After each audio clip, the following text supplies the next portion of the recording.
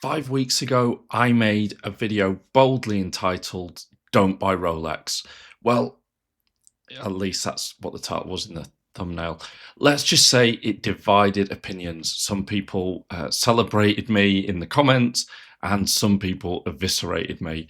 One bloke needed to be removed from the comments in a straitjacket and taken to the loony bin. Blimey, that's never happened before.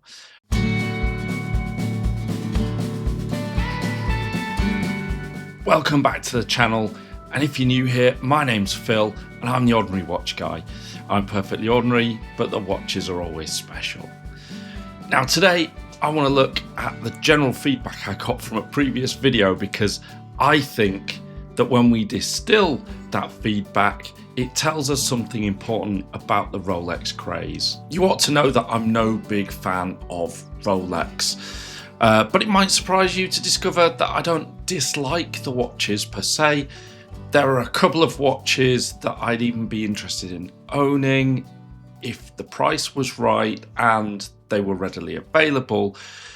But what I'm really upfront about is the fact that I dislike the marketing machine that is behind the brand, and the way that people, not necessarily watch aficionados, walk zombie-like into their boutiques, ignoring the incredible array of spectacular and often better watches that are readily available without the humiliation of waiting several years. I'm making this video at the risk of poking the bear or kicking the beehive again or something, but no, this isn't clickbait. This is genuinely what I think. Don't you know I'm loco? And I'll be responding to genuine arguments that have been used to defend the brand. So let's get into it. Okay, first of all, I've never been abused for offering opinions in the watch space before. I was honestly surprised that people could be so wedded to a brand that they'd see my humble video that pointed out one or two things, frankly, I think that I'm not alone in seeing, and that they'd respond with such vitriol.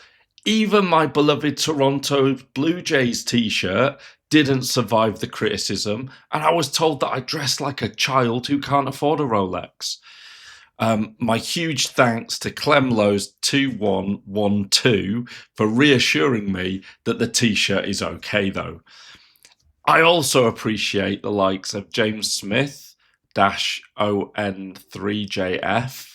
I imagine that having a name like James Smith makes it practically impossible to get a username on any platform, who was really frank in their take and their assessment too. But I did get clobbered with some abusive language, and I've never had to censor the comments before, so that shocked me a bit. One bloke left 14 different comments and had to be blocked from the channel. He was a pretty angry guy. Guys, it's just a watch brand. I'm always grateful for the engagement. Hit the comments by all means, but let's keep it friendly. Okay, the first big argument that I encountered for pro Rolex was the 10-year service interval. And straight out of the gate, I'll put my hands up and say that I overlooked that. And the people pointing out that a 10-year service interval is a fantastic thing are absolutely right.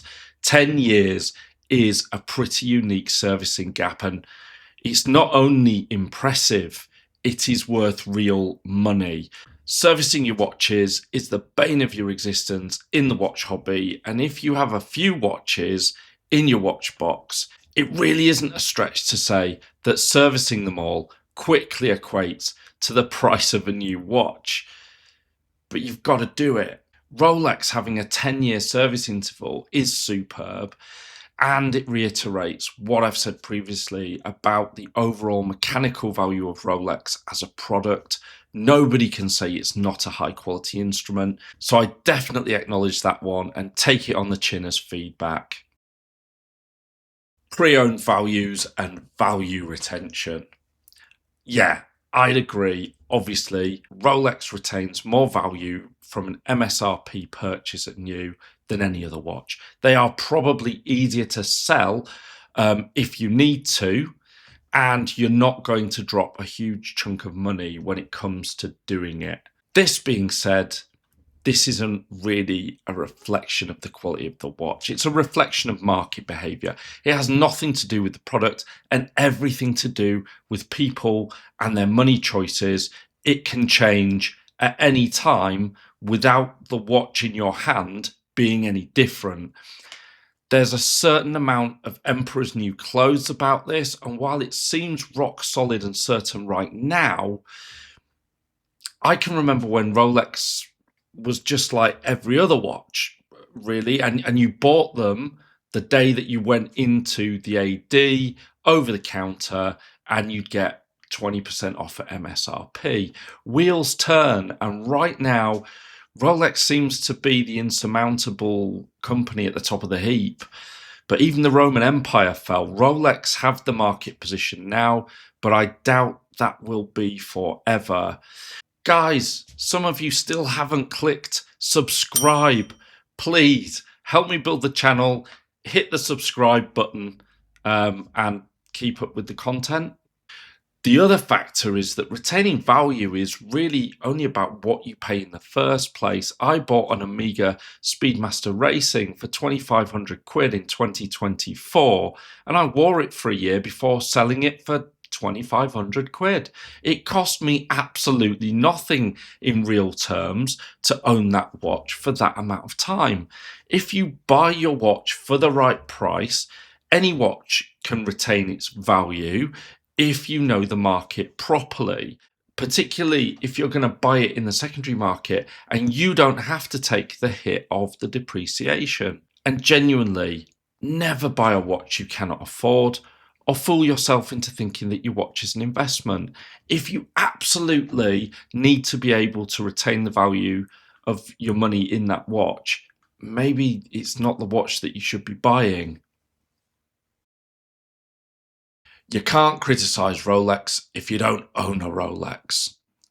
Well, there are shades of Patek Philippe Cubitus about this statement, and Thierry Stern didn't look good for calling people haters that would never afford his brand. I'm educated enough on watches in my own modest way to know that Rolex are not at the top of the horological tree, and that there are many watches as good or better. Owning or not owning a watch brand, I think everyone's got their right to express what they think, and nobody's forcing you to agree with anybody's opinion. Nothing has the flex value of a Rolex. Well, numerous people have cited the flex value of a Rolex, both as a criticism and both as a virtue as well. And let me tell you, I'm not a watch snob. Well, I think we're all watch snobs in our own way, I guess. But I try not to be. If flex culture is for you, and you think that wearing a Rolex gives you a professional or social edge, and I say this honestly, Rolex is the watch for you. People who are not watch fans recognize Rolex in a way that Jaeger LeCoultre do not get flowers. If someone stops someone and says, sorry, is that a Piaget? That person is probably a watch guy, or a robbery is about to happen. I get that. I don't think that the criticism that other watches don't flex like Rolex is the win that some Rolex fanboys think that it might be, though, because some of us want to travel on the tube and not hide our wrists or get followed. Likewise, some of us get off on the if you know quality that other brands offer.